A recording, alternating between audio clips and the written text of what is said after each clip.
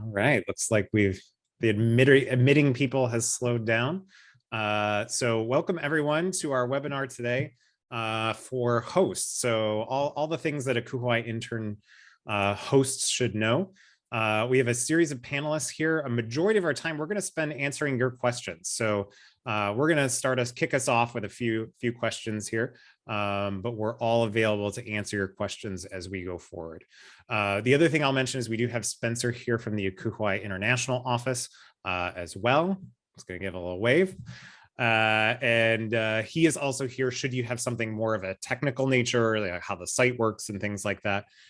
He'd also be able to answer some of those questions because, as I'm sure you are aware, the portal will become open tomorrow where you can start reaching out to your internship candidates. So to get us started, we'll just do introductions of the panelists and talk a little bit about what our experience has been as a host overall.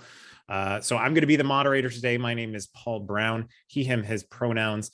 I work for the software company RoomPact, which creates residence life and residential education software.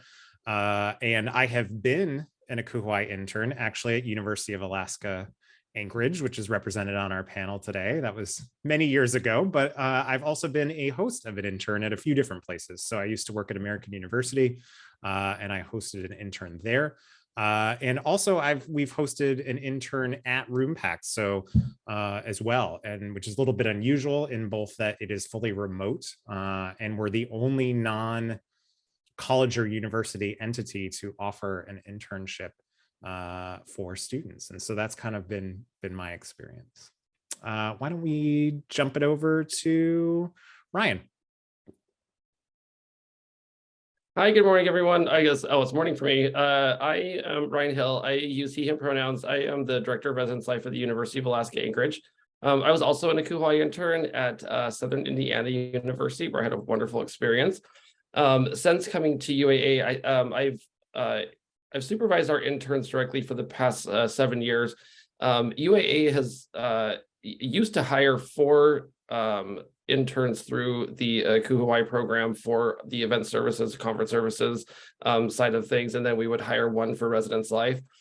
We've since kind of switched things around a little bit. Our conference services colleagues hire local students in like our hospitality program, and then we hire 2 interns here.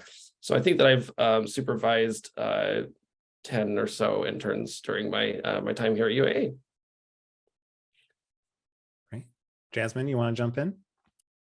Hi, everyone. My name is Jasmine Mahoney, pronouns she, her, hers, and I'm the Associate Director for Residence Education at the Rhode Island School of Design, or RISD.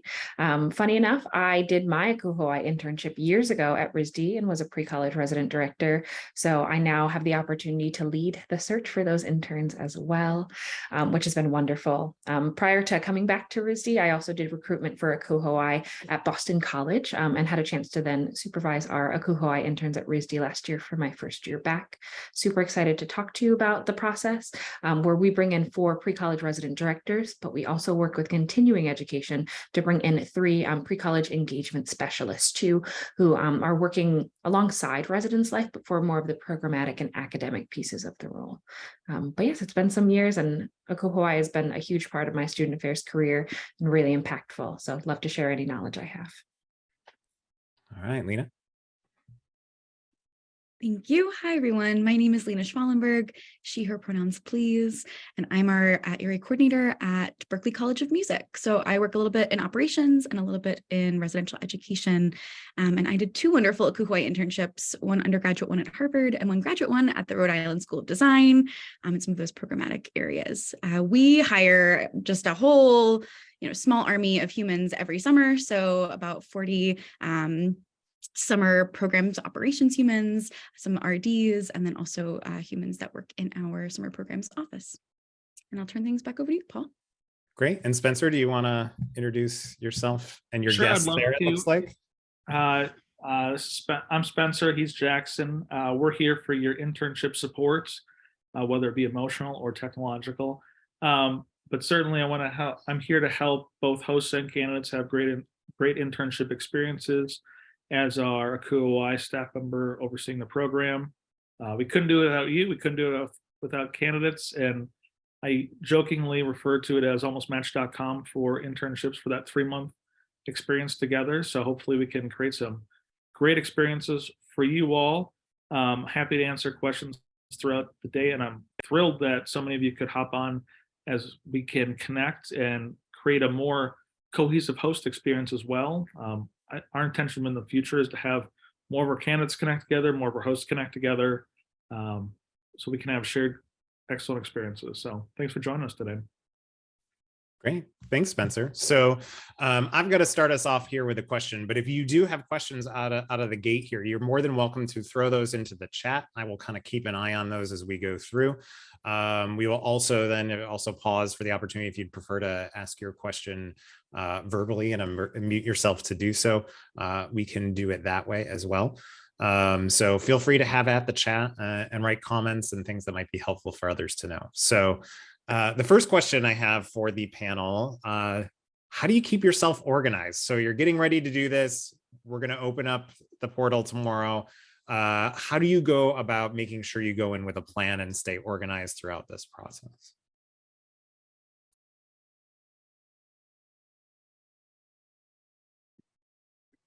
For me, I think the first thing that I like to do is pay extra close attention to the ACUHO-I timeline for things, to make sure that I'm staying within the bounds for everything and following the process the way it's supposed to be. But that's setting a lot of calendar invites for myself too, knowing that at this time of the year, like someone had mentioned in a previous webinar, we're in multiple different interview processes for different things, so that I can make sure that I'm prioritizing my ACUHO-I stuff. The second that I'm able to look at candidate profile information is when I start doing some advanced work for myself and putting in free time for myself and my team who will be doing recruitment to look over candidate profiles in advance. Something that's really helped us has been to make an evaluation sheet just for our application and profile materials for what we're looking for in terms of some type of candidate experience, as well as what the candidates are looking for from us to see if we align with that and meet them before we even know if they've applied for us or not, so that when the time opens tomorrow at 1 p.m. Eastern time, we can see who's applied and then reach out to those who maybe we have an interest in that may not have applied to us. I'm a big fan of Google Docs and making individual folders where I do a lot of stuff in advance, putting the interview questions for each candidate in their own folder with their materials, and just having that prepped and ready to go so that I can reach out to them, collect all of my information to make sure my team has a chance to see them as well. And then doing something that I always say I want to do earlier and earlier every year is block off some really intentional time on my calendar when it comes to being available for interviews, knowing that we're going to be interviewing folks from all across the country, right? Or all over, where it could be morning for them, but it could be later evenings for us to make sure that we have availability to meet their needs.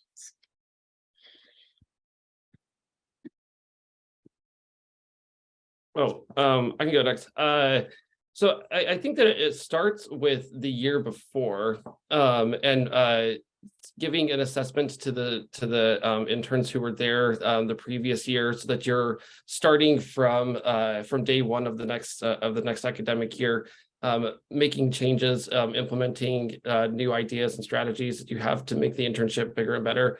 Each year, we try to intentionally go through and do a review of our questions, of our post language, to make sure that it is accurate and up to date, and really reflects the current experience that the interns should be expecting. And then I would say making sure that you are very intentionally assigning each step of the process, that there's someone on your team that's assigned to do all of the work in the back end that has to go in to make the internship happen.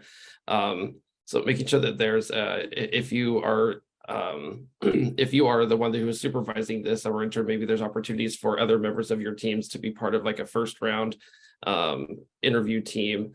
But then making sure that there's someone that's clearly assigned to set up the interviews, make the calls, send the emails, so that none of those pieces kind of fall through the cracks.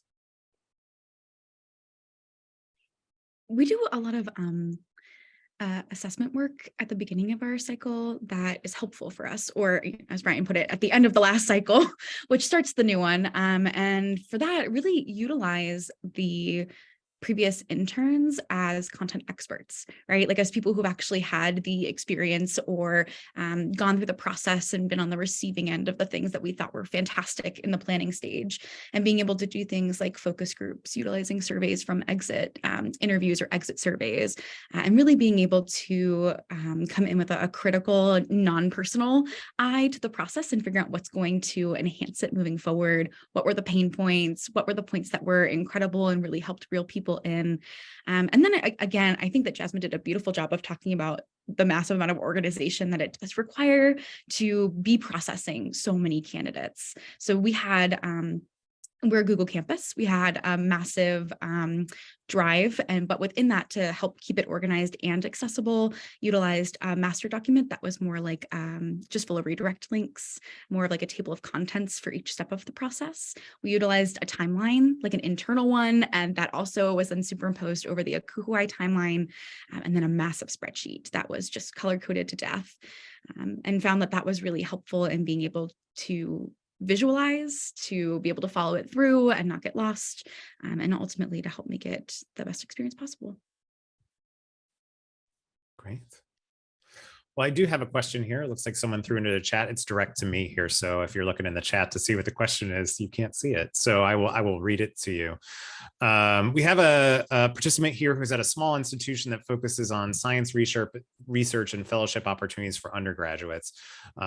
So not a college or have the traditional kind of higher ed facilities that we might expect. And the question is, are there any resources or recommendations for onboarding of interns? Or is there certain things that should be common to all interns that are all required to have?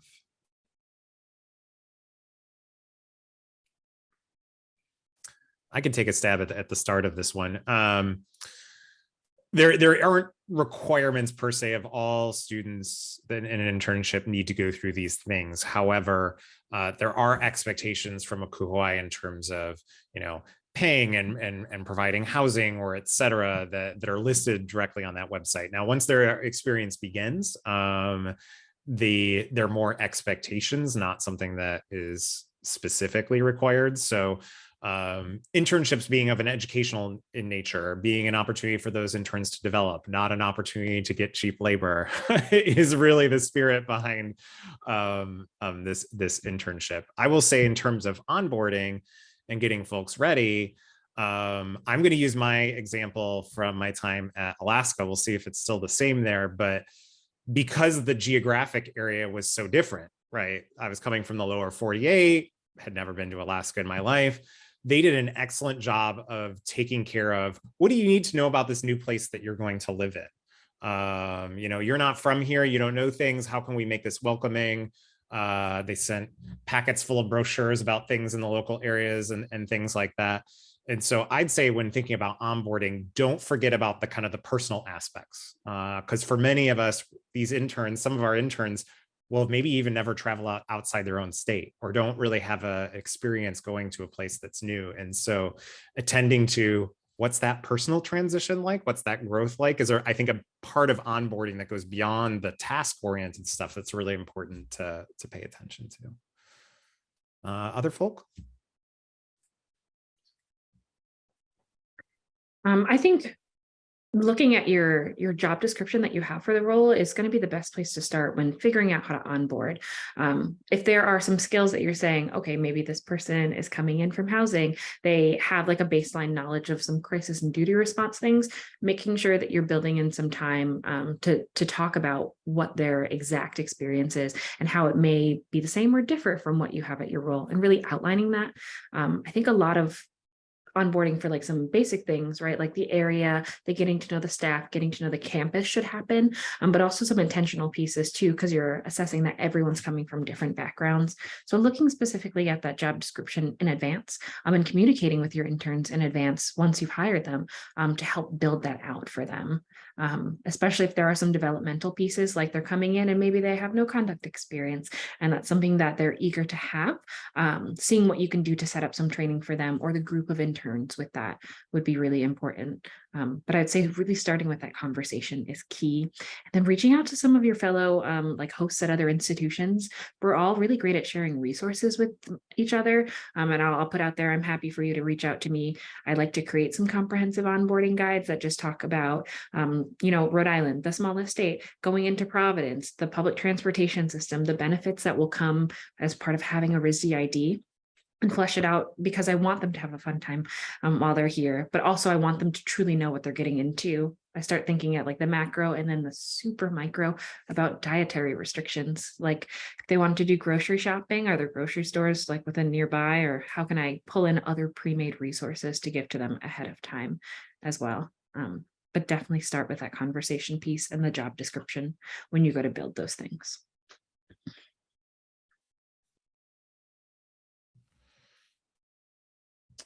All right. The other thing I'll mention too, I don't, the position that I supervise is remote. And so some of the things that I need to think about in onboarding, I had to kind of wrap my brain about how do I orient someone that I've never actually physically met and will probably never physically be throughout the entirety of the internship, right? So if there are remote aspects or things like that to it, that's another kind of thing that you might have to stretch your brain a little bit as to what that looks like. But I think most places now have more in-person internships than was true 2 years ago during the height of COVID. Keep adding your questions into the chat if you have them. I'm going to ask the panel though, how do you structure your interviews? What do those interviews look like? How many? How long?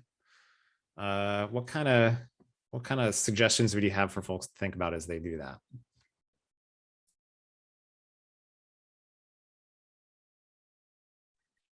So because we're hiring for a couple of different positions, I think that it's important to contextualize the volume. So we're interviewing for 5 to 6 resident directors, which are primarily graduate students that serve as like a full-time resident director position for the summer. And then we're also hiring, right, those 40 summer operations assistants, which do more of like a community assistant role.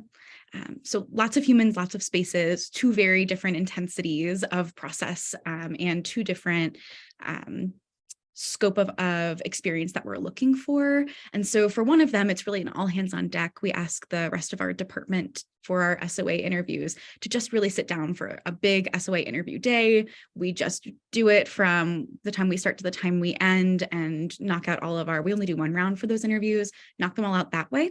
They're about 30-minute interviews that we're able to get to the appropriate amount of candidates that we need to have a healthy and robust offer list. And then for our SPART interviews, for our kind of higher level ones, we do it over the entirety of the period. And so we'll schedule round 1 interviews that are about an hour, and then round 2 interviews that are also about an hour, wanting to make sure that we are getting more than one person in on those to be able to have multiple perspectives. On the back end, we do use a rubric, right? So I want to make sure that even across personal grading styles, we have the ability to try to mitigate bias at as best as possible, and to be able to say, this is what we're actually looking for from this, and this is how we're going to say that this is a particular score. I would also say that Berkeley's a little odd in that this past summer we were like, how can we make our interviews more accessible to graduate students, to undergraduate students, to humans that this may be their first time interviewing? And so we actually sent them our interview questions in advance. We had them on a really beautiful branded document, sent them out, said, listen, we're not looking for perfection. We don't need the most brilliant, articulate answer in the world, but we do want one that's going to actually answer this, right? We want you to be able to think about it. That's the point. We're not trying to trick you up. And we had so many people say that it made them feel so comfortable, that it was really accessible for them, that they came in actually feeling like they were going to succeed, that we wanted them to succeed. It was actually one of the things that was most commented on in our process. So if there's anything I can recommend, it was fantastic. We would love to do that again in the future. And it seemed to be really helpful in us, getting to better understand the candidates that we were seeing and getting higher quality candidates as a result. I'll go. So to the last question, I just wanted to tell the person that that asked about that, we're also a small school that has to think about onboarding quite a bit. just given the nature of our location, as well as we're a small team, and the ACUHO-I interns that we hire replace our hall directors, our residence coordinators for the summer. So it's we have to kind of hit the ground running, because by the time they get here, our hall directors are already gone and off contract. So yeah, we have quite a few resources that maybe I could share in that area. But in terms of structuring the interview process, so we do around one interview with our hall directors who aren't here over the summer, but there is some overlap, and so they have some investment. And then we do a round two with myself and our office manager, who are primarily working with the individuals over the summer. We do those for about an hour. We're pretty particular. We are looking only at graduate students, and we're looking for like pretty specific dates. We need someone who's going to be here for the whole summer again, because we have people who are going off contract. So I guess just being really intentional about what your needs are, and utilizing that to kind of narrow the field down a little bit, I think can set you up really in a good place coming into the interviews, to kind of get some of like the basic qualifications out of the way, that you've seen that they've been demonstrated that in their resume and in their and in the information that you can see on their profile, and then really getting down to like fit.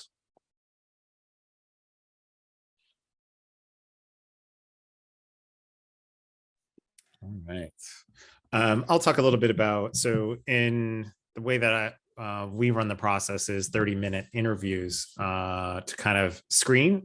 We do have a second interview, but that's kind of an invite only. So if you're getting into that second phase, that really means we've narrowed it down to maybe 2, 3 folk, maybe 4 that we really, really like. And that second interview is much less an interview, but more a get to know the other members of the team. So it's really less an interview and more a conversation for the intern to be like, okay, what's the space I'm walking into? Who are the folks that I'm going to be working with? And so we treat that second one. It's still kind of an interview, but it's meant to be more like, is this a fit for you, talking about the intern? And so we kind of create that space for it as well. There are a few logistical questions. Spencer, I see that your video went away. I'm not sure if you are there or not. Can you just confirm you are so I could ask you a question? Oh yeah, I'm just typing away in the chat trying to answer some questions, but okay, fire away. Well, as you mentioned, the number of 220 institutional postings, about 220 candidates in there, and you also included the stipend information. So it looks like you're answering a lot of those questions there. So if folks have additional questions, take a look through the chat, because we're answering some of them. And I can dive into that a little bit more. I know there's a follow-up question. Yeah.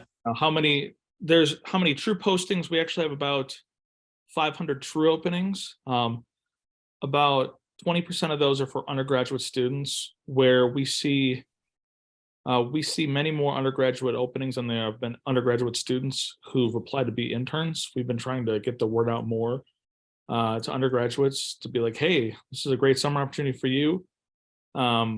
If you have an undergraduate student that falls in that area or is interested in the internship program, we do still have some intern scholarships available on our webpage at ACUHO-I.org. That when it talks about internships, there's an opportunity to click and apply for a scholarship to get your internship fee covered, so they can enter the program at no cost if money is a hurdle for them to enter the program.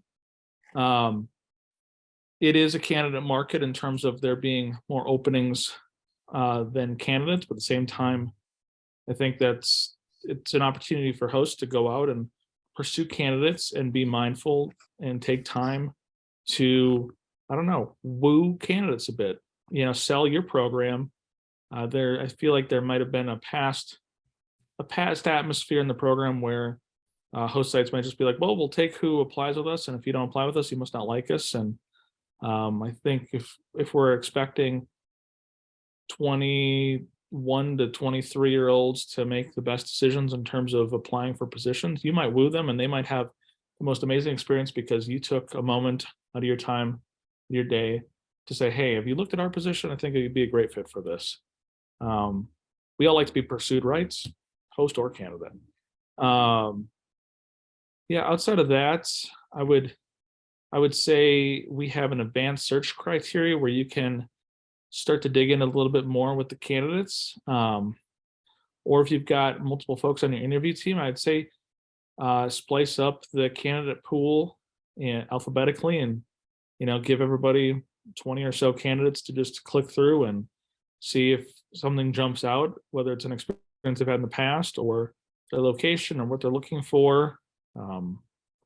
Yeah, tomorrow, some things that you'll see that are changes in the portal. One, the big one, your applications will become viewable. Right now, you can see how many people viewed your position, but you can't see how many applications have come in. That becomes visible tomorrow. You'll also have a download button by your applications where you'll be able to hit that button and it'll download your applicants and do it in Excel spreadsheets. You're only able to download applicants. We will not allow folks to just download the whole candidate database. That would be a misuse of their private personal data. They've not shared it with you, so we're not going to share it with you either in an Excel spreadsheets. You will also see the envelope messaging opportunity arrive, where then you'll be able to message candidates, they'll be able to message you back, etc. So quite a few new features that will become visible to you tomorrow at 1 p.m. Eastern. Thanks, Can't wait for you Spencer. all to crash the website. We're not going to do that this year. If they do have further questions, so after we end our Yeah. webinar today, if there is kind of that logistical questions, what's the best way to get that answer? The purple chat box. Any ACUHO-I page you're on, there's a purple chat box in the lower right-hand corner that comes directly to me, directly to my phone, directly to my laptop. Can't wait. So if you're not getting an answer, it just means we're going to answer you. I promise. They never go ignored. All right. Well, we do have a question in the chat here, and it kind of relates to an area we're going into. So we started talking about, the interview process and things like that, but the question kind of relates to navigating that candidate search. We're tomorrow going to see who's applied to us. Do we reach out to other people? What does that look like? How do you go about making sure you have the right pool, the right amount of people in your pool, the people that you want in your pool? How have you all navigated that part of the process? I think in the beginning, you can never cast too wide of a net, as is your capacity, right? Like to your capacity. And so when we're going through, we're really looking to see who here meets our minimum qualifications, like HR will allow us to hire this person. And then from there, being able to say and then how do we rank or how do we preference these humans? I think for us, it's about being able to say, okay, we know that we have 5 or 6 positions that we are hiring for, and we want to be able to have an arbitrary number, right? Like 5 people for each one of those spots. And so how many do we need to kind of schedule out from that end? I will say, maybe other small schools can relate to this, or specialty schools, right? But a majority of the humans that we ended up hiring for last summer were not people that applied to us first. They were humans that we reached out to or communicated with. And I think that they were surprised that that was an individualized sort of intentional action. I think they felt like, or a couple of them were like, oh, I thought everybody got those, right? But helped them think, okay, well, this is not a school I had heard of, or I wasn't sure about it, or I didn't know if I would like this experience. And feeling pursued or feeling wanted really helped me take that step and ended up being a really positive experience. So I'd say cast your net wide, and don't be afraid to send some personalized messaging out. We also tried being a little bit more fun in our marketing, as far as job posting is what it is. But beyond that, we created a little slogan. It was "Be Bold in Boston." We had a little color palette and a thing, and we sent it out, and people loved it. It was really fun. If I'm being honest, I think we mostly scammed Education First, EF, Ultimate Break. We tried to scam off some of that branding, and it was really fun. And it just helped people feel like they were engaging with real humans who had personality, who wanted them. And that made the interview process just so much more dynamic and honestly enjoyable. Yeah, and I would say going off that too, making sure that folks have people that they can reach out to.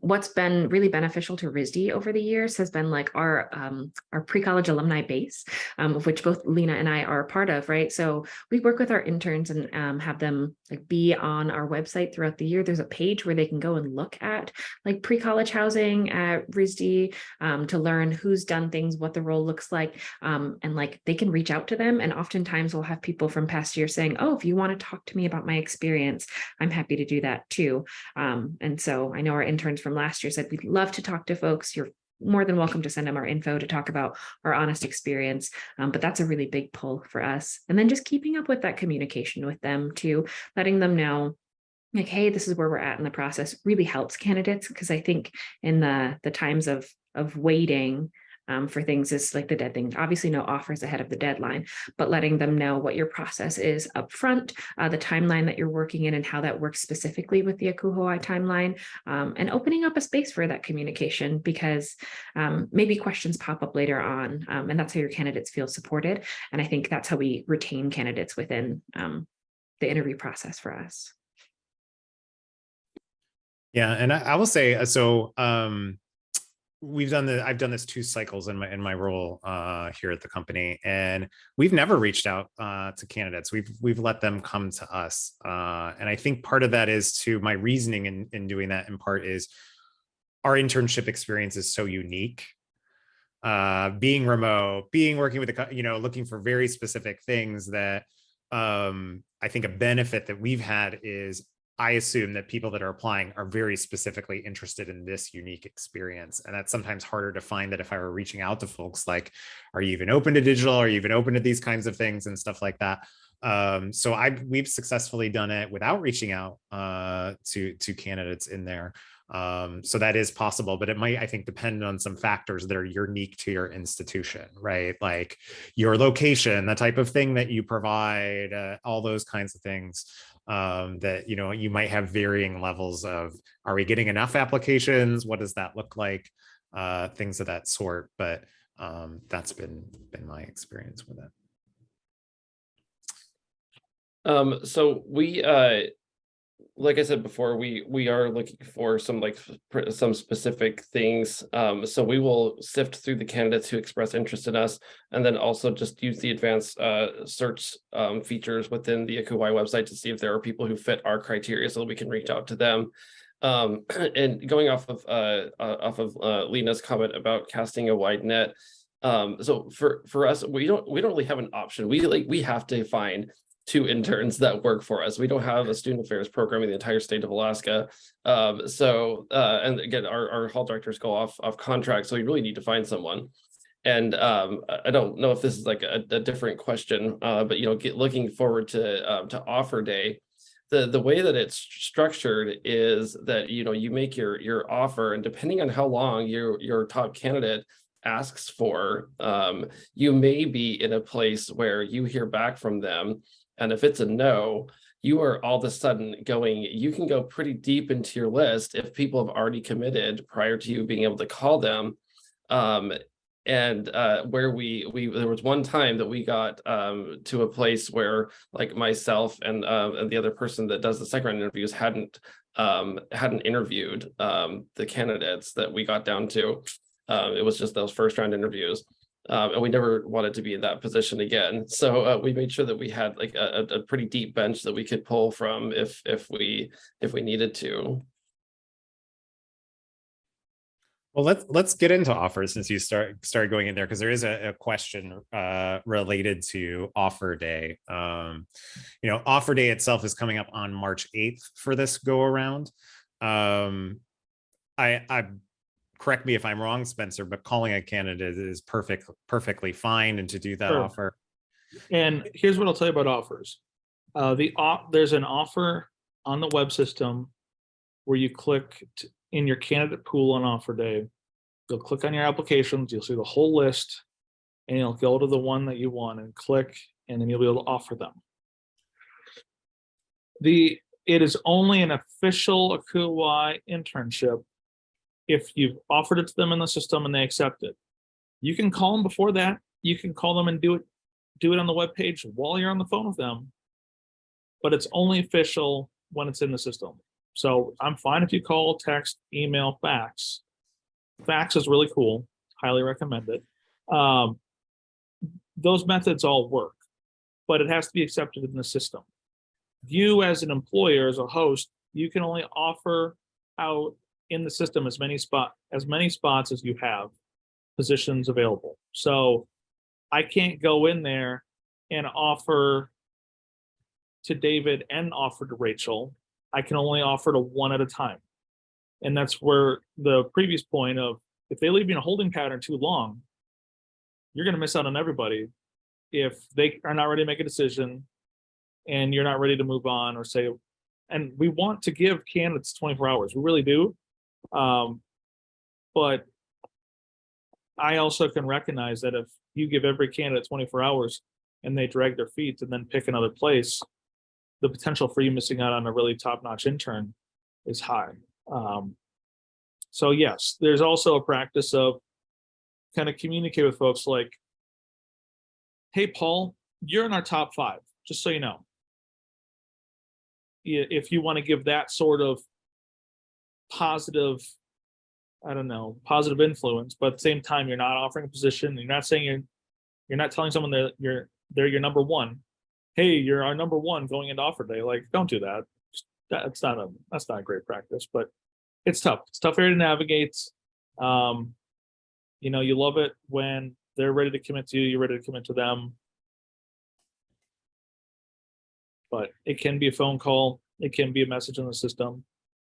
Perhaps you give the phone call first and the phone call doesn't go so well and you're like, all right, we're not going to enter that one in the system. Or perhaps the phone call goes so well, you know that they're going to say yes and you do in the system. You know, for candidates, I tell them they accept that offer in the system, boy, it's pretty darn binding. Like I am personally not a big fan of the wishy-washy. Well, I accepted and then 2 days later, another school offered me and I really like, they're closer to home for me. Well, time to learn a life lesson. And that might be they have to go have the hard conversation with you, or that might be they need to stick to their commitment or their word is their bond. Each situation is different. But to keep our system true, we wait till offer day to make offers, we get them accepted through the system, and we keep them as binding as possible in the system once they're locked in. Oh, Jim, that's a tough story in the chat. Like that makes me cringe. And I mean, we're teaching young people so many job skills in the internship program. One of the beautiful things about the internship program is you can learn so much that's going to be valuable to you in your job search through that 3-month experience. What does fit actually feel like? How do you interview? How do you discern if you want to say yes or no to an offer? You know, it's really low risk. So, you know, 2 to 3 month experience, you can go anywhere for 2 months. You could go be miserable somewhere for 2 months. No offense, I don't want anyone to be miserable, but you can, and you can tough it out. Way better than you uproot your whole family, move to take a job, and then a month in you're like, wow, this was not for me. I would rather learn that through an internship that's always temporary.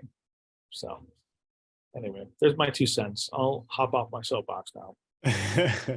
Well, let's kind of throw that out to the panelists in terms of navigating those offers, anything related to that timeline, getting the right candidate.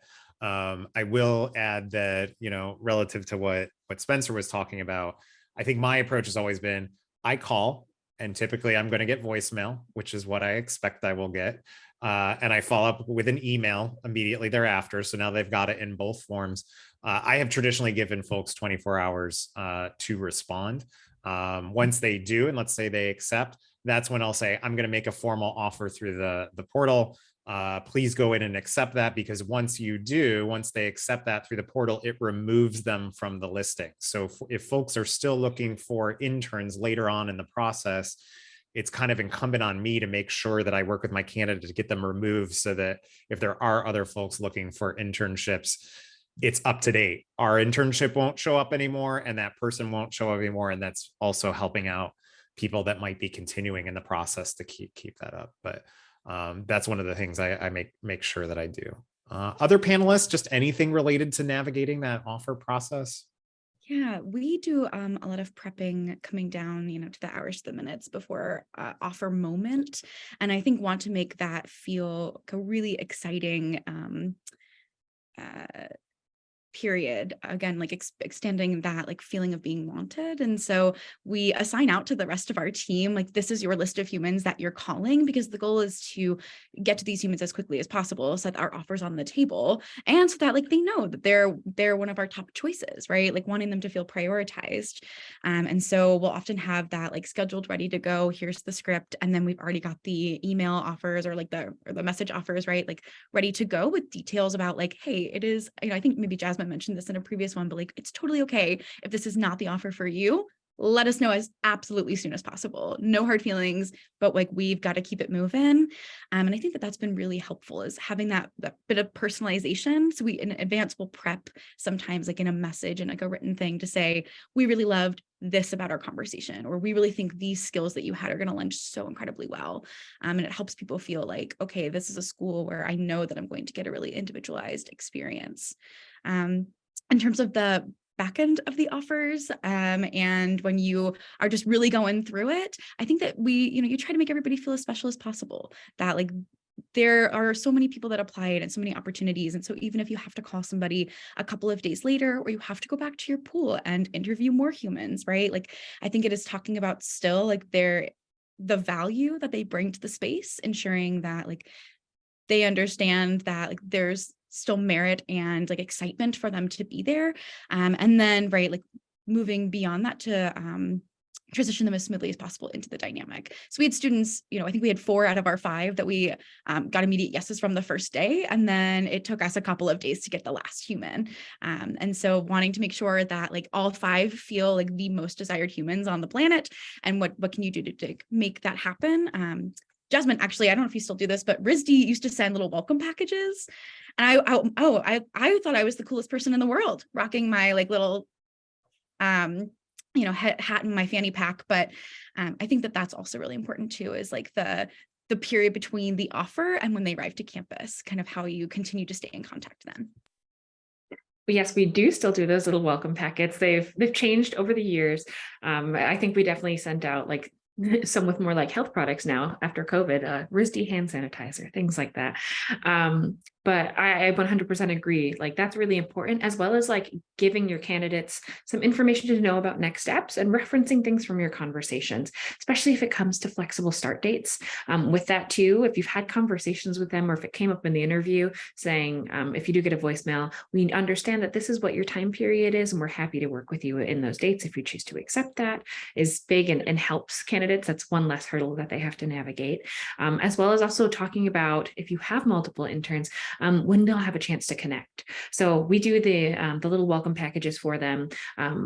After they accept officially in the portal, we mail those out, we wrap them up. And then we also communicate with the interns and find a time to get them together over Zoom so that they know the people that they're going to work with briefly. And it could be 2 weeks after we've accepted everyone in to communicate with them, or like a month before, just so that we're already starting to have them build a rapport and continually get excited about that. I think that just goes to help in the process later on as well too, right? Retaining great people who were interns here, who love their experience and love talking about that, just helps us keep bringing in more wonderful interns throughout. So it's a really long game to the process, but it does make a huge difference.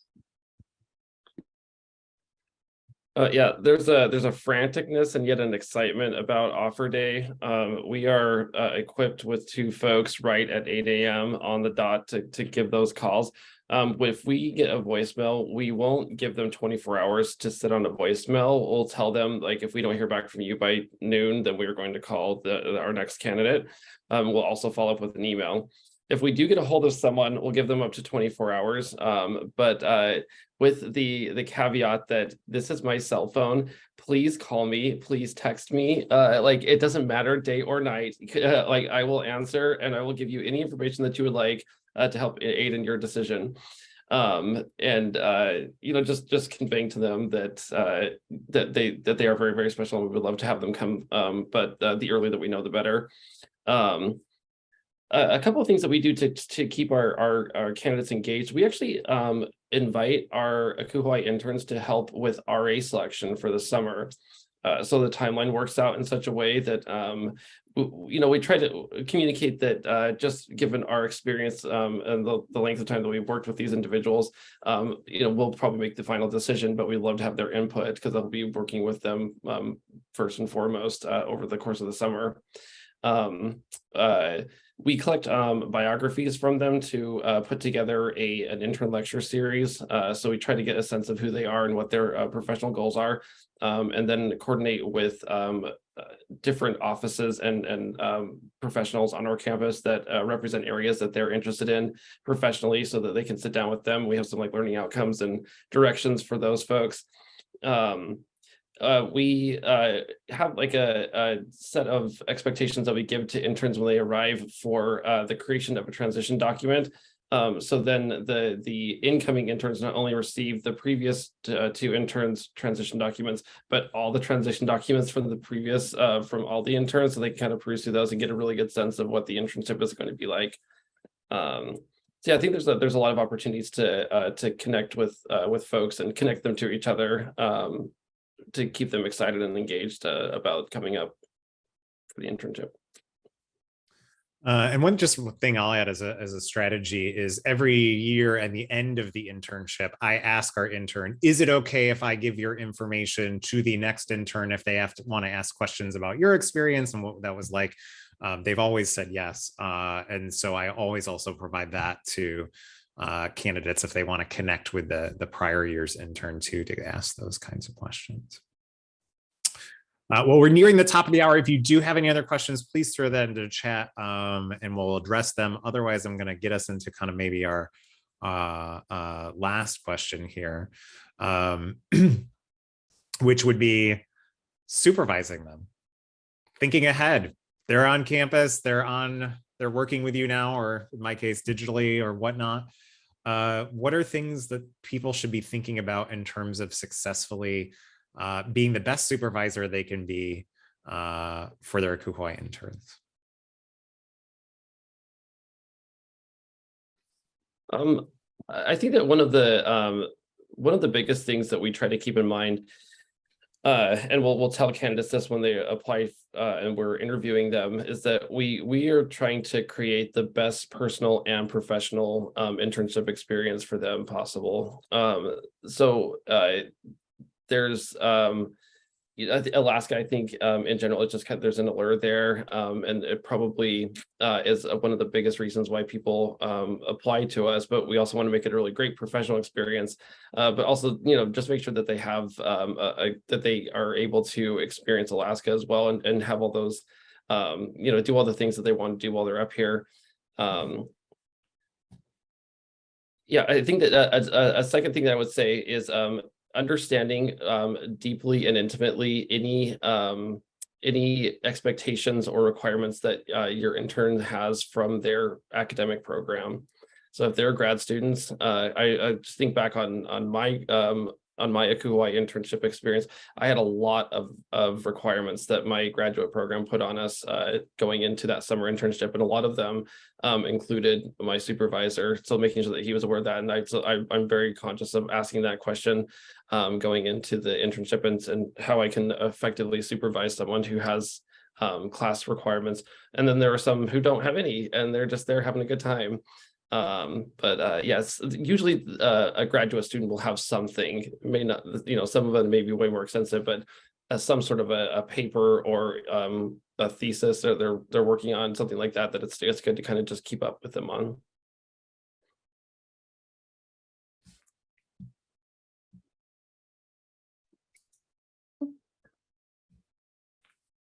Okay, thank you, Lena. I would say what we like to do, I think the training and onboarding piece is huge for us too. So, right, making sure that they're equipped with resources and materials before they arrive is important. Fully understanding that they're finishing out their grad school semester, some undergrad time, and that they'll have an opportunity to peruse it briefly, but not jump into it is important. But knowing that their stuff set up ahead of time is great. And then really taking times to have some intentional conversations with them beforehand, right? Even if fits in that offer conversation. During your interview, you mentioned that one of your goals this year was to learn the STAR Res system, and that you hope that an internship could provide that. I'm going to write that down as one of the goals for this year, and let's see how we can find ways to incorporate that. So creating ways that you've acknowledged their goals and finding ways to actually meet those needs, especially if it works within the position. As well as figuring out what else they're trying to get out of the role. I think those conversations are important. And then making sure that you're available to have those consistent check-in meetings with them, the one-on-ones, but balancing out with giving them autonomy to then go ahead and implement the skills that they've learned or the ones that they've come in with is really, really big. And then I'd like to set like times of feedback up. I know like 6 to 8 weeks is a very short time to do that, but to do some check-ins to say, hey, these are some areas where you came in saying that you wanted to improve. Here are some noted improvements, right? This is wonderful. Or your skills in this area are off the charts, phenomenal. Just wanted to affirm that you're doing this great work, and finding ways to document that for them, whether it's a formal evaluation or not, or in writing, I think is really impactful to show that there's been this ongoing communication between the relationship. And it also does help when it comes to class pieces if they have requirements that need to be considered there. And then also finding a way to make sure that while you're supervising them, you're not the only person providing them with support. So regardless of the size of your department or your institution, there are so many folks within the field that we work in that would love to be a part of an intern experience in some way. So giving them an opportunity to be supported by others at that same time and helping build that in, I think really rounds out the internship experience. There's going to be lots of highs during this time, wonderful things, but there may be some tough moments too that could be great learning things, but that they'll need some additional support with as well. And encouraging them to work with their peers and be supportive of their fellow interns too also goes into that whole support and supervision role at the same time. What I think, and maybe this is actually linked to the previous question, but when we wrap up our interviews and our offers are out and the dust sort of settles, we actually send anybody that interviewed with us a survey asking them for feedback on our process, whether or not they accepted with us, just to say like, your experience really mattered to us, whether or not you accepted, whether or not you got an offer, like we're curious to know like how this was for you and what could be better. And I've gotten some of the best information and data from that. And especially, I think, setting the tone for those that will be with us in the summer to feel like they are able to communicate openly, to help have autonomy and agency in shaping their experience, and to know that these are humans that actually care about the process. When we are preparing for their arrival, I think maybe from a different perspective, we do a lot of training the trainer. So wanting to make sure, I think sometimes we don't have conversations about how to be a supervisor, or it is expected to be inherent or something that you just sort of figure out as you progress from an entry level into a mid-level professional. And so really wanting there to be opportunity, like this is as much a growing opportunity for our entry-level staff members and our team as it is for our interns. And so we actually do a whole process, sort of like a speed matching, speed friending, like mentor pairing socials. So based off of their time in the interview process, and then we also do like an event virtually before they come, like we have them, like we provide them with a list of questions for both our potential supervisors and our supervisees, and we have them interact and talk to people and figure out who's going to be the best match for me and what area, right? Because we're a very quirky campus where every building is something different, right? Like was something 80 years before and now does something else. And really wanting them to have that agency, that autonomy, and to create the best experience possible. So the training for staff members, giving them autonomy to have a little bit of say in where they're going to be or their placement or what that connection is going to look like. And then when they're here, wanting them to not only do the job, but to get out into the community. So wanting to connect, I know previously Boston's done within the ACUHO or with BACA, like socials for all of our interns, wanting to connect them with other departments who might not have interns in the area. And then broadly, I think doing check-ins, right? Like wanting that feedback to be as 360 as possible. So we do like mid-summer check-ins with them, and then also ask for that feedback both in person, and then they can submit that anonymously as well.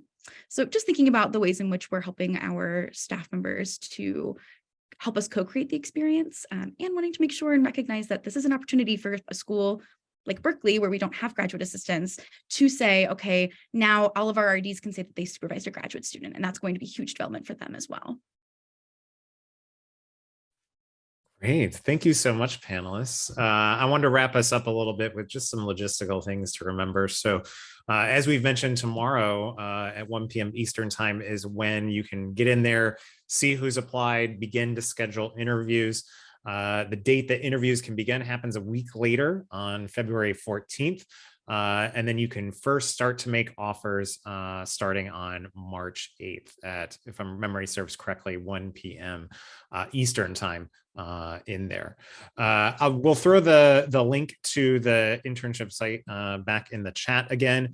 As we've mentioned, the main ACUHO-I website is offline at the moment. So if typically you go to ACUHO-I and try to do it, you can't access it there. But if you use this link below, internship.acuhoi.org, the internship software is actually hosted on a different server. So if you go there, you can go right into the internship. You don't have to go to the ACUHO-I main page to do it. So if you're a little bit confused right now as to what's going on or how do I access it, that is the direct way.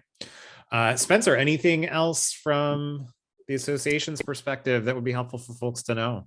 Sure. I mean, we're excited that you're part of the process. I know I'm going to hang back and answer any individual questions after this session. I certainly want to give a great kudos to both Paul, our moderator, and our panelists today. So if you could give them some virtual praise and appreciation, we couldn't do it without them. And certainly the more that this program is peer driven and peer processed is better and helps us all give great experiences and have great experiences. So thank you for volunteering your time and your expertise with us. Yeah, and we will have this session recorded and posted shortly after its conclusion. Give it a few days, but it'll be available to you if you need to reference it later. So thank you, everyone.